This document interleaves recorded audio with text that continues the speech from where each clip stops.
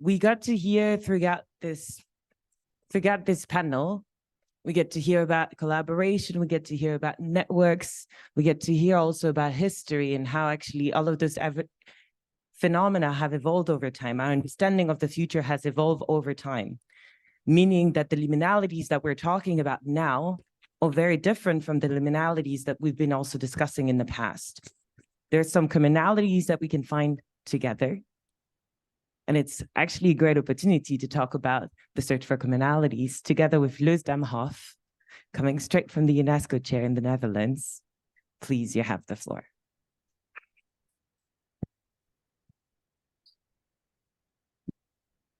Yeah. Good morning.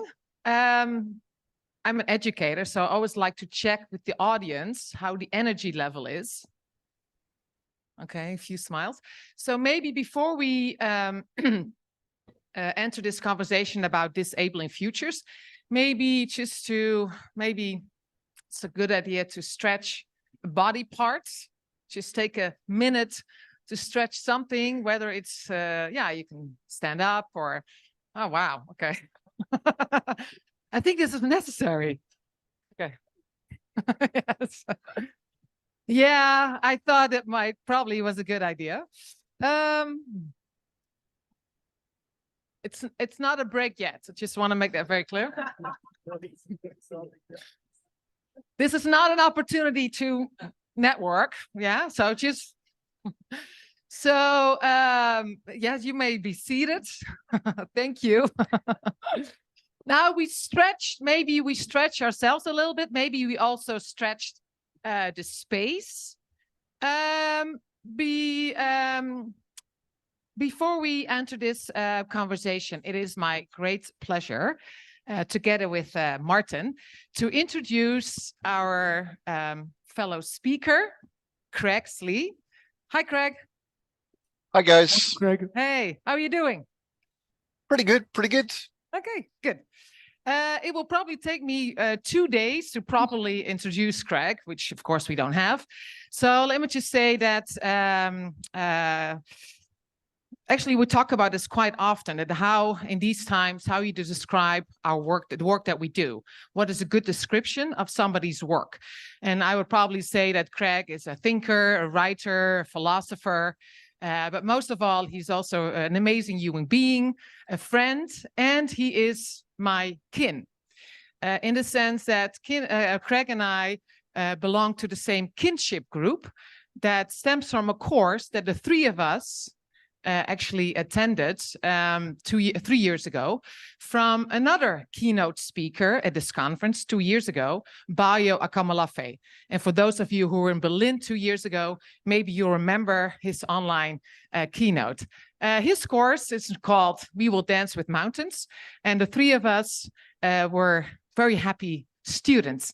And Craig is now part of that team that runs that course, and wherever he goes, in all the different Zoom spaces around the world, he invites us to explore the cracks in ableist worlds, to explore our abilities, our disabilities. And I think we thought it was a perfect introduction to make us a little bit uncomfortable. Hi, Craig. Anything else you want to add? No, I think that does what we needed to. Okay. So, yeah. Okay. So, Craig, you can see the space, right? You can see everybody. Yeah. You're nicely lined up, sitting. Yeah, everybody's waving. That's right. Yes. Yeah. It's all good. It's all good. I can see you. And so, in the spirit of having a bit of a non-standard talk here, what I'd like to do is make a suggestion for you guys. And the suggestion is this, that for the next few minutes, you try to remain as absolutely still as possible. So that means if you need to scratch your nose now. If you need to shift in your seat, shift in your seat. Because if we do this together, the only things you're going to be able to be allowed to move are the necessary blinkings and swallowings and things like that. So if you can just settle yourselves and really just try to remain still as much as you can. And it doesn't really matter if you move something and you suddenly realize, oh, I wasn't still. Just notice that and then go back to not moving. Because what we're really sort of hinting at here is that while we may attempt or choose to attempt to remain still, there are things involved in our own bodies and our own minds which have other ideas, not simply things like our hearts or our lungs or our blood systems or anything like that. But the fact is, we don't actually have control over our own bodies. And myself, I'm a disabled person, born and disabled with cerebral palsy. I use a wheelchair, and amongst other things. So I have intimate knowledge over not having entirely voluntary movements of my own body. And so what I want to do as we're suggesting this is point out something, which is, as far as I can see, 90% of you are sat on chairs. I guess that's right. And those chairs are literally affecting your posture. They're affecting how your head is held. And the way your head is held is directly affecting your relationship to what you're seeing when you're seeing me on the screen and all the other people in your peripheral vision. So just keep as still as you can and ask yourself, in this attempted stillness, what am I feeling? How does my legs feel on this chair? What if the chair is pushing my legs? I'm not sat on the chair. The chair is underneath me and pushing upwards. What about the other people in the room? Them sitting still and their posture is altering your experience. So there are fields in this room. There are even fields coming through Zoom, which are influencing this whole situation, your experience right now.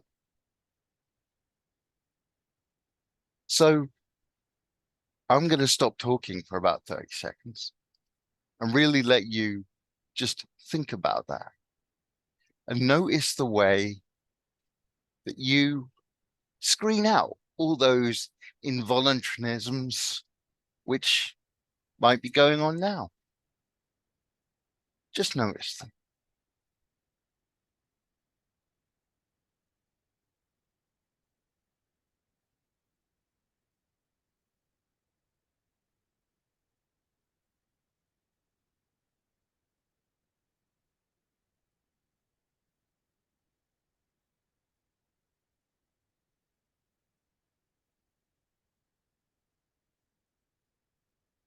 Now, obviously, I can't hear what's going on in that space because of the mics are the only way that I can hear. But there's all kinds of noises that are probably going on in the background, aside from my voice. Not so much. It's No? very quiet. It's Oh, very quiet. very quiet. Yes. Okay. Okay. Yeah, Yeah. So as we continue this, just try and experience those stillnesses as the conversation is going on between Loes and Martin and I.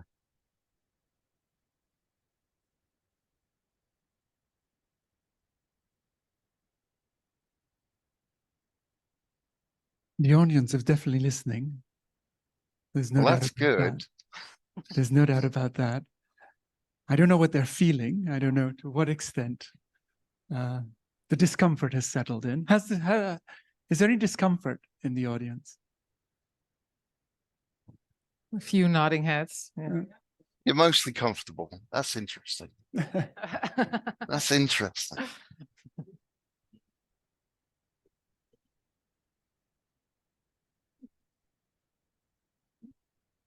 I wonder what it might be like to envisage uncomfortable futures. Right.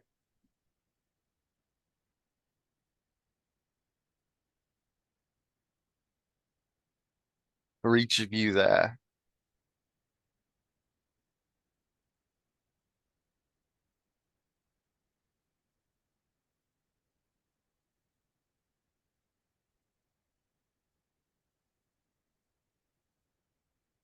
And as you think about uncomfortable futures, you might want to consider this, fundamental assumption we have that, we look at the world through an ableist prism. You can choose to get up and move. You believe, rightly or wrongly, that you have the agency, that it is you sitting on the chair and not the chair holding you up. That you inhabit this space. In fact, I wonder how many of you really have taken stock of this space, and to what extent is it not this space that welcomes you and embraces you? And what does that do to our agency? What does that do to our abling, or how does that disable our futures? And what does it mean to potentially disable our futures? By the way, this can be interactive. You can interact with both us and Craig. All you have to do is raise your arm and we'll give you mic. We'll be very happy to do that.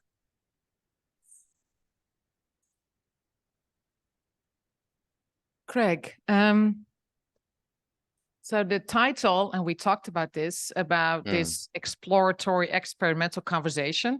So we did not prepare a long speech, but the title of this was Disabling Futures. Can you maybe, what do you understand that to be? What is that? What is your understanding of? So often we think about disability in terms of people, disabled people, people who can't do something because they have some sort of condition which makes them different, or some sort of situation where they can't perform a normative human function. They're often diagnosed or, medicalized. And when we talk about disabling futures, obviously futures aren't technically purely human. They are more than human, in fact. So one of the questions I like to ask is, what happens when our ecosystems are disabled by climate change?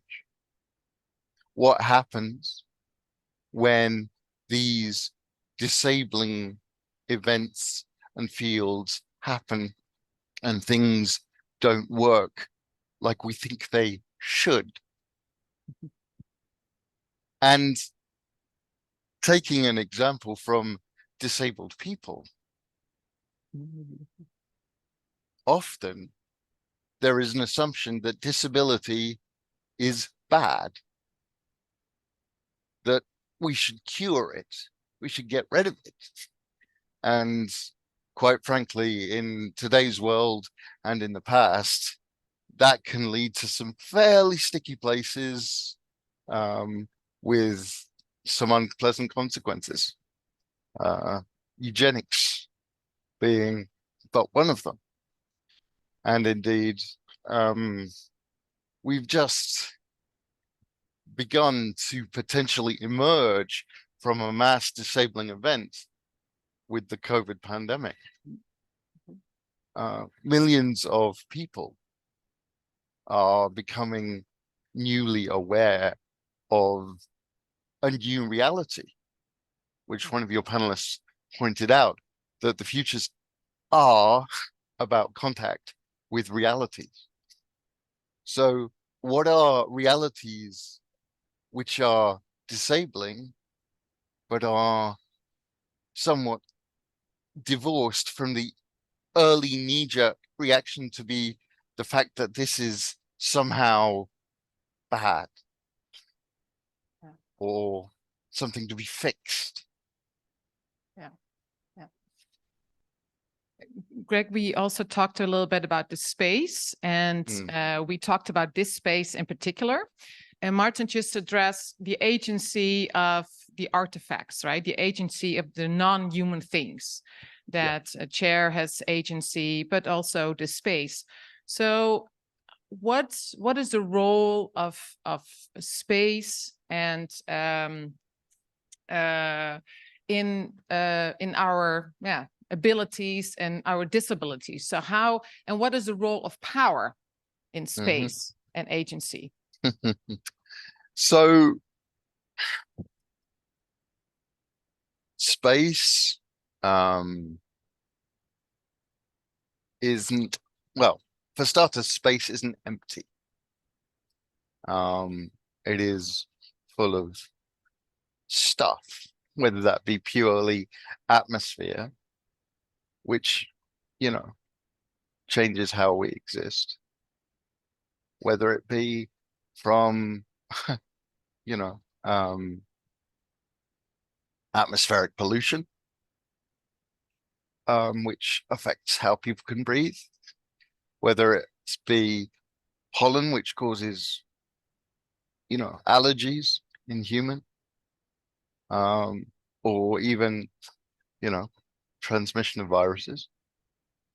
And that room that you're all in, I notice you have nice stepped rankings from the front to the back.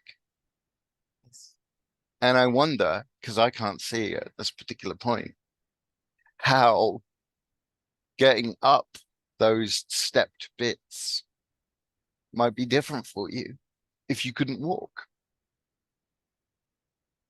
If you couldn't walk, if you could crawl up there on your hands and knees because you can't walk upright, how does that affect your relationality with that entire space? Does it become a mountain you should climb, or a terrible, awful thing that proves that people don't care and you've not been inclusive? I'm not saying anybody's not being inclusive here, but it's worth, you know, it's worth considering that this inclusivity idea is always set on bringing somebody in from outside, in from the cold, when in actual fact, perhaps the folks in the proverbial cold know how to survive that cold better than the folks on the inside. And it makes me think, Craig, just bouncing off of that, how, to what extent, since we are talking about liminality, of course, here, to what extent is inclusivity should not be seen from the other perspective as well? That is, maybe we should be going out to the cold rather than trying to eliminate the cold or bringing people in from the cold. To what extent can we change perspective and become truly inclusive? That is, see the inside and the outside as a whole rather than a separate and necessarily one somehow dominating over the other. Yes. Yeah. I mean, in terms of liminality, one thing that I think is key is this betweenness. It's not just inside or outside. Yes. It's between. And what's really fascinating for me is this idea that in this betweenness of liminality, there is a real uncomfortableness.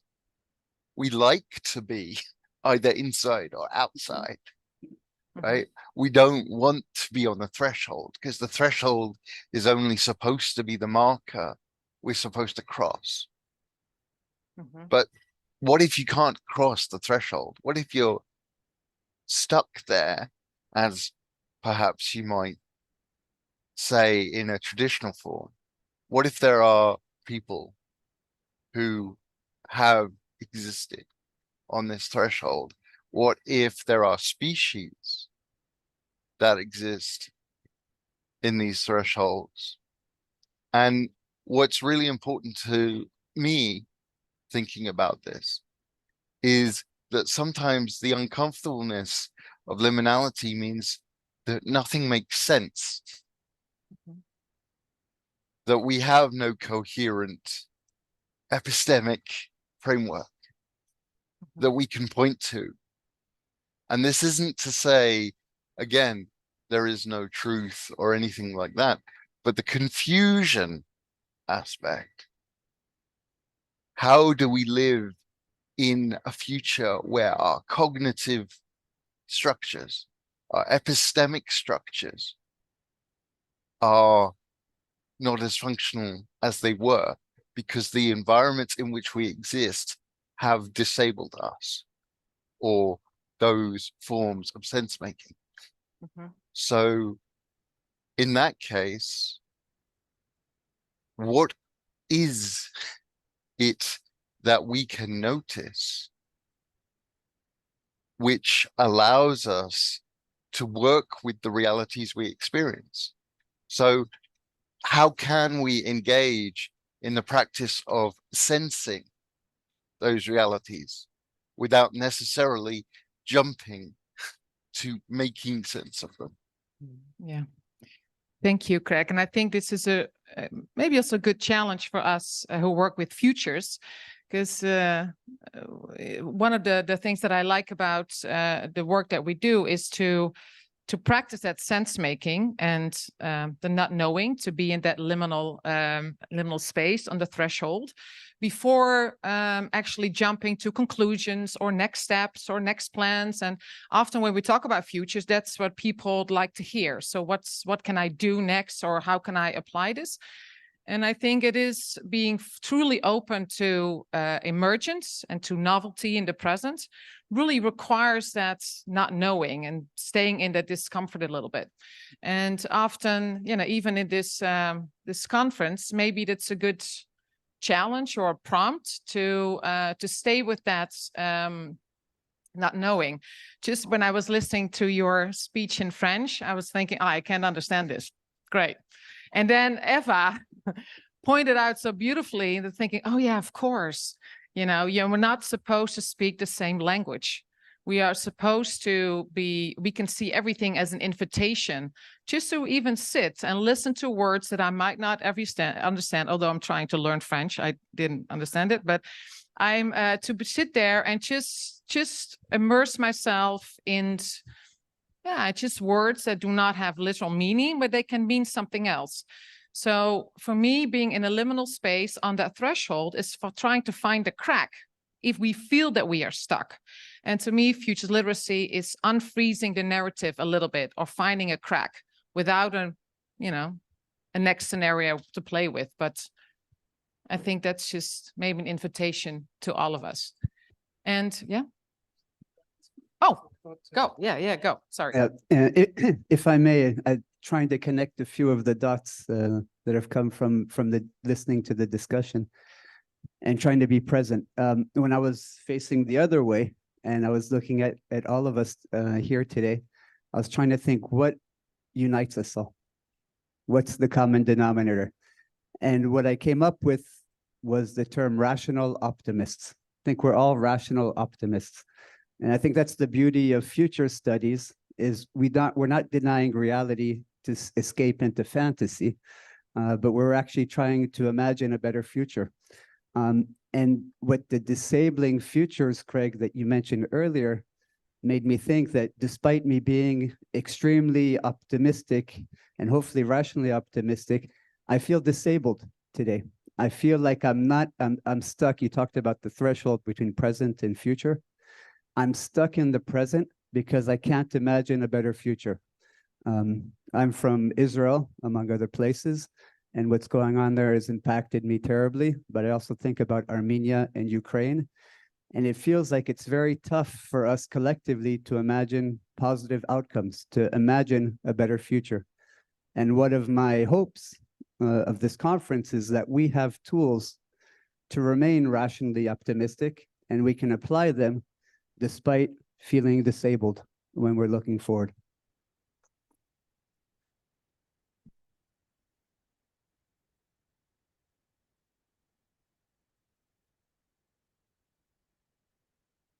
You want to speak to that, Craig? Yeah, I mean, I think that that is incredibly valuable, and I would agree that optimism is certainly the only real option should we not get dragged into pessimism. I think what I would add to that is that feeling disabled, I wonder what happens if we try not to get out of that. If we genuinely say, okay, I'm disabled, what now? Which is something that, you know, obviously disabled people do all the time. You know, we say, okay, I'm disabled. I have this disability. How do I live my life with this disability? And so I'm not in any way saying we should just stick where we are and not be optimistic. But I'm always curious about this notion that disability is something to try and get out of. Being disabled is something to try and get out of. And it's in our language. It's not deliberate, you know, but it's in our language. It's in the way we think. Thank you, Craig. I have one more question. I'm sorry to, if that's Yeah. okay. Yeah, from Ted. Thank you. Hi, Craig, and thank you. Your insights are really worth hearing. It just made me think of one thing, which is the question about normativity. You know, is what's normal? We ascribe normativity as a society. So is normativity, by its virtue, exclusional? I have a sense that it is, because normativity is never fully inclusive and therefore exclusive in some way to some set of people. Yes, and we should be mindful of that. Yeah, I would agree. The thing I would add to that is that there is a porosity that is possible between inclusive and exclusive. That there are, as Loes would say, cracks in the framework of inclusivity and exclusivity. And I realize that somehow, you know, that might sound glib, but the idea that normativity may not actually exist is an interesting one for me. But I totally take your point on that, and I would agree with you there. Ted is smiling, so that's good. Thanks, Yeah. Craig. I think we need to wrap it up. I'm looking at a very strict MC. Okay, yeah, good. Thank you so much. You're quite Before we welcome. give him a round of applause, obviously, I would like to, or actually we thought about this, to give you a little question, or not a little one, a question to think about when you're attending this conference, is that, what if a disabled future was a desirable one? Yeah.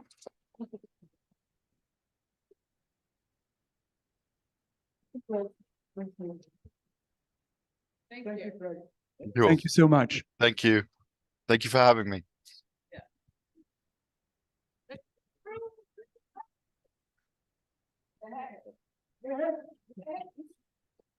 Pick you up. So thank you everyone for your time this morning. We're actually proposing different avenues, different atmospheres, different keywords. So you hear what is as collaboration, networks, limitations of self. From the keynote speech, I'm actually retrieving two things personally. One thing that challenges our understanding of change generally. As futurists, we tend to believe that change is about motion, it's about movement. You can actually analyze change thanks to the evolution of time. You're at point A, if suddenly you're at point B over time, that means there's change.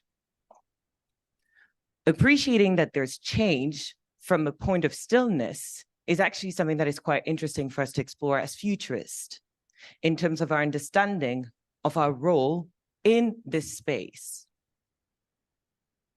The second thing that I'm retrieving from this speech is this idea that the space is never empty.